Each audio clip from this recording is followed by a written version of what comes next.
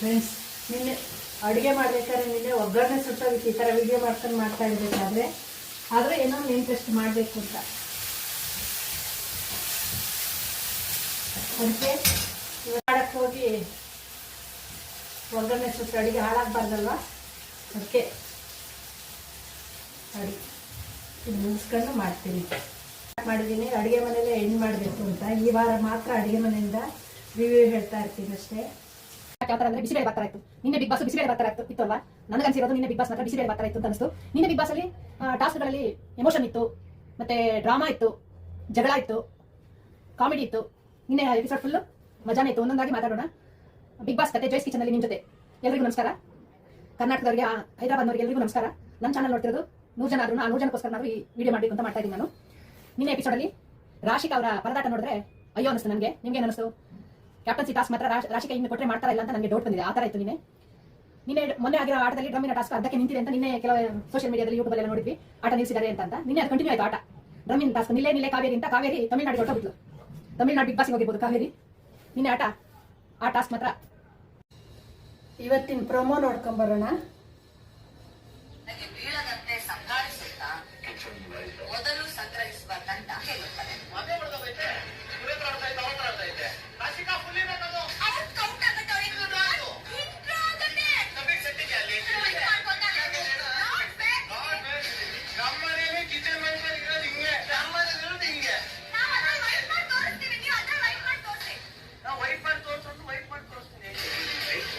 Bucket ಒಳಗಿರುವ ವಸ್ತು ಕೆಳಗೆ ಬೀಳದಂತೆ ಸಂಭಾಳಿಸುತ್ತಾ ಮೊದಲು ಸಂಗ್ರಹಿಸುವ ದಂಡ ಹೇಳುತ್ತದೆ.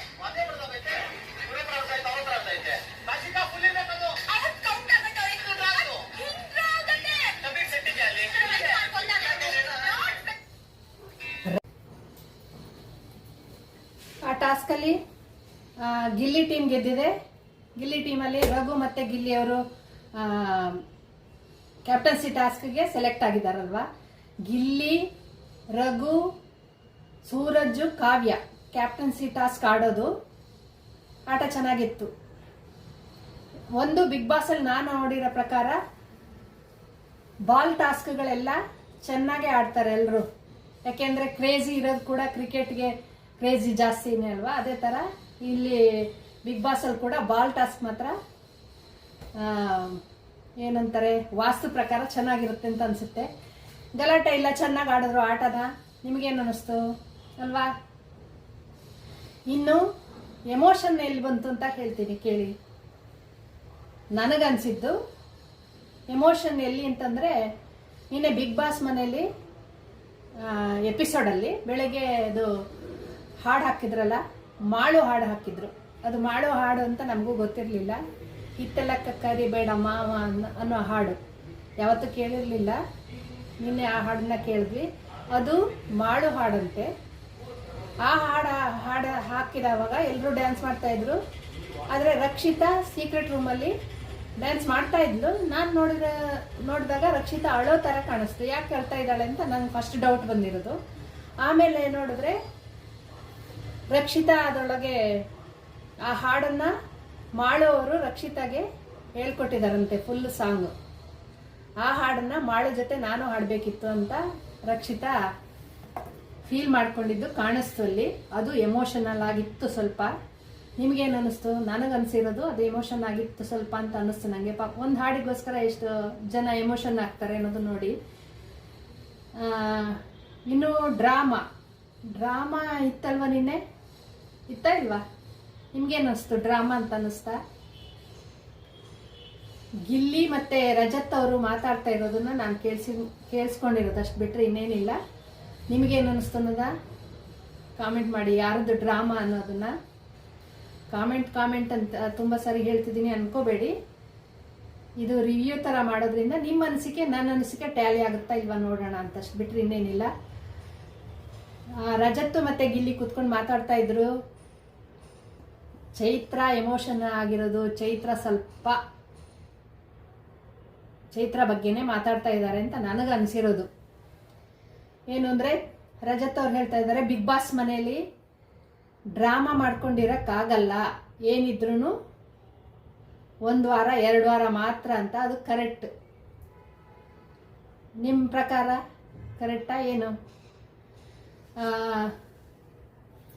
ಗಿಲ್ಲಿ ಜೊತೆ ರಜತ್ ಹೇಳ್ತಾ ಇರೋದೇನು ಅಂತಂದರೆ, ಚೈತ್ರ ಅವರು 2 ವಾರ ಯಾವ ಥರ ಇದ್ದರು, ಇವಾಗ ಹೇಗಿದ್ದಾರೆ ಅಂತ ಇಂಡೈರೆಕ್ಟಾಗಿ ಗಿಲ್ಲಿ ಜೊತೆ ರಜತ್ ಹೇಳ್ತಾ ಇರೋದು. ನಿಮ್ಮ ಅಭಿಪ್ರಾಯ ಏನು? ಅದು ಡ್ರಾಮಾ ಬಗ್ಗೆ ಅಂತ ನಾನು ಡ್ರಾಮಾ ಅನ್ಕೊತಾ ಇದ್ದೀರಾ, ನೀವು ಅನ್ಕೊತಾ ಇದ್ದೀರಾ, ನಾನು ಅನ್ಕೊತಾ ಇದ್ದೀನಿ ಅನ್ನೋದನ್ನು ನೋಡೋಣ. ನಿನ್ನೆ ಎಪಿಸೋಡಲ್ಲಿ ಡ್ರಾಮಾ ಬಂದಿರೋದು, ಇನ್ನು ಎಮೋಷನ್ ಆಯಿತು, ಟಾಸ್ಕ್ ಜಗಳ ಆಯಿತು, ಗೆದ್ದಿರೋದಾಯಿತು, ಗುರಿ ತಲುಪಿದ್ದಾಯಿತು. ಗುರಿ ತಲುಪಿರೋರು ಕಾವ್ಯ, ಗಿಲ್ಲಿ, ರಜತ್ ಅಲ್ಲ ಕಾವ್ಯ, ಗಿಲ್ಲಿ, ಸೂರಜ್, ರಘು ಗುರಿ ತಲುಪಿದ್ದಾರೆ. ಇಲ್ಲಿ ನಿನ್ನೆಯ ಒಂದು ಟಾಸ್ಕಲ್ಲಿ ಕ್ಯಾಪ್ಟನ್ಸಿ ಟಾಸ್ಕ್ ಆಡೋಕ್ಕೆ ಗುರಿ ತಲುಪಿದ್ದಾರೆ. ಇನ್ನು ಇವತ್ತು ಕ್ಯಾಪ್ಟನ್ ಯಾರಾಗ್ತಾರೆ ಅಂತ ಇವತ್ತಿನ ಪ್ರಮೋದಲ್ಲಿ ನೋಡ್ಕೊಂಬರೋಣ. ಇನ್ನು ಗೆಲುವಾಗಿದಲ್ವಾ, ನೆಕ್ಸ್ಟು ಕಾಮಿಡಿ ಮಾತ್ರ ಗಿಲ್ಲಿ ಅಲ್ಲಲ್ಲಲ್ಲಿ ಕಾಮಿಡಿ ಮಾಡ್ತಾ ಇರ್ತಾನೆ ಕಾಮನ್ನು. ಆದರೆ ಲಾಸ್ಟ್ ನೋಡಿದ್ರೆ ನೀವು ಗಿಲ್ಲಿ ಮತ್ತು ರಜತ್ ಮಧ್ಯೆ ಇದು ಕೂಡ ನಡೆದಿರೋದು. ಚೈತ್ರ ಬಗ್ಗೆ ಮಾತಾಡ್ತಾ ಗಿಲ್ಲಿ ಆಡಿರೋ ಮಾತೇನೆಂದರೆ, ನನಗೆ ಚೈತ್ರ ಬಗ್ಗೆ ಕಾಮಿಡಿ ಮಾಡೋಕ್ಕೆ ಒಂದು ಗ್ರಿಪ್ ಸಿಕ್ಕಿದೆ. ನನಗೆ ಮನೆಯಲ್ಲಿ ಸೈಲೆಂಟ್ ಆಗಿದ್ರೆ ನನಗೆ ಇಷ್ಟ ಇಲ್ಲ,